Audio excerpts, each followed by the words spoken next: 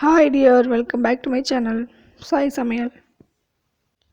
அழகான happy evening ஒரு 5:30 போல் ஒரு பூஸ்ட் ஒன்று எப்பயுமே பூஸ்ட்டு தான் நாங்கள் குடிப்போம். ஸோ பூஸ்ட் ஒன்று குடிச்சிட்டு நைட்டு டின்னர் என்ன பண்ணுறதுன்னு பார்க்கலாம். அதுக்கு முன்னாடி நம்ம வீடியோஸ் ஃபஸ்ட் டைம் பார்க்குறீங்கன்னா நம்ம வீடியோஸ் உங்களுக்கு பிடிச்சிருந்தது இன்னும் நிறைய வீடியோஸ் பார்க்கணுன்னு நினச்சிங்கன்னா வீடியோக்கு கீழே உள்ள சப்ஸ்கிரைப் பட்டனை டச் பண்ணிவிட்டு பக்கத்தில் பெல் பட்டனில் மறக்காமல் ஆளுங்கிற ஆப்ஷனை கொடுத்துருப்போங்க.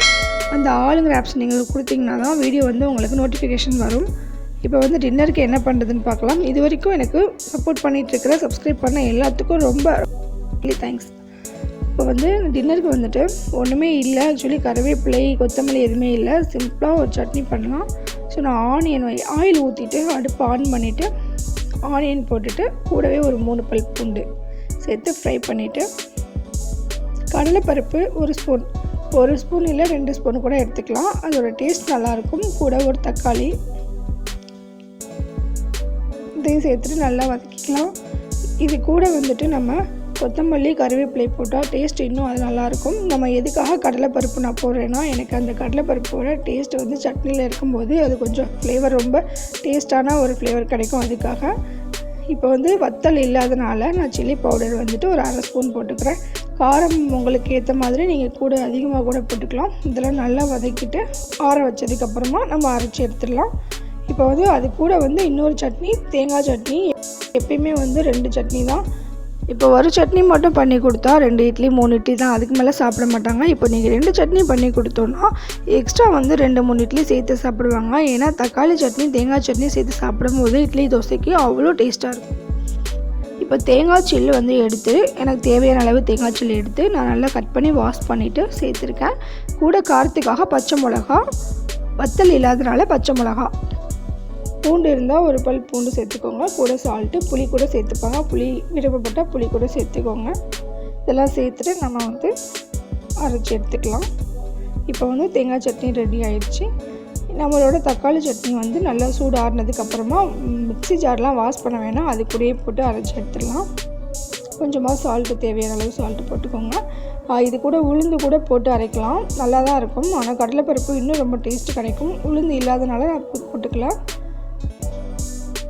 கொஞ்சமாக கருவேப்பிலை கூட போட்டு அரைக்கலாம், இன்னும் டேஸ்ட் இருக்கும். எதுவுமே திங்ஸ் இல்லாதனால சிம்பிளாக முடிச்சாச்சு. ஆனால் ரொம்ப ரொம்ப டேஸ்ட்டாக இருக்கும். தக்காளி சட்னி ரெடி ஆயிடுச்சு. ரொம்ப அட்டகாசமான ஒரு டேஸ்ட்டு.